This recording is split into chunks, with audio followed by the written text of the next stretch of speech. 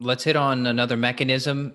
It's about improving the blood flow in the brain. We know that Yes. ginkgo, which is amazing, ginkgo has Yes. some what they call like microcirculation in the brain improvements. I love ginkgo. I've played with a lot of ginkgo and used it, and they're amazing, beautiful trees. If you've seen the leaves of them, they're very, very cool. I actually found at my old property, I actually found a rock that was like a fossil with well preserved ginkgo leaves in the rock. It was super cool. So ginkgo is like Wow. one of the oldest trees. It's been around hundreds of millions of years.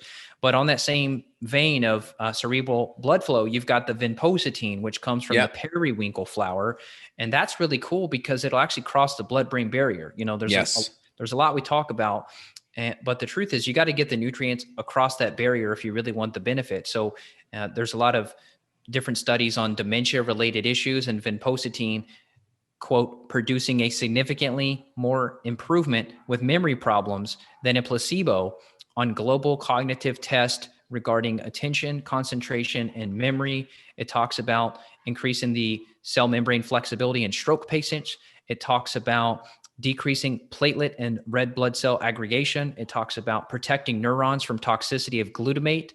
So this is a very cool nutrient. Exactly. And you mentioned the bacopa and the vinpocetine. They all have blood flow enhancing effects. And we know inflammation causes increased aggregation of red blood cells and platelets, and that can decrease blood flow. And blood flow is going to carry oxygen and it's going to carry nutrients, right?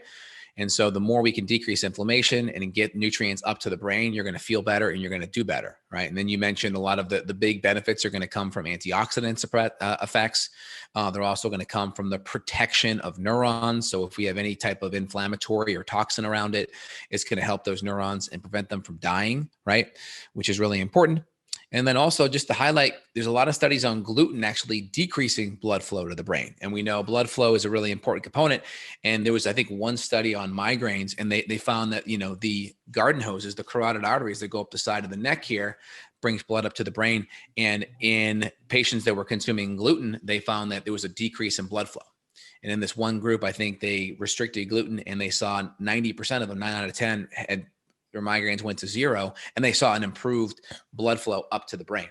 So we cannot, underestimate the effects of coagulability, meaning reducing coagulability, clotting, and increasing blood flow. Better blood flow, better nutrition, and that can have major effects on the brain. And we know things like gluten and anything more on the inflammatory side will impact that on a negative on the negative fashion. That's amazing. It's like you should go to the restaurant and they're going to give you the bread or give you the bun. Yep. Here, we're going to reduce your cerebral blood flow. Are you ready for this? Oh, sure. I would love to reduce my Exactly. oxygenation to my brain. Exactly.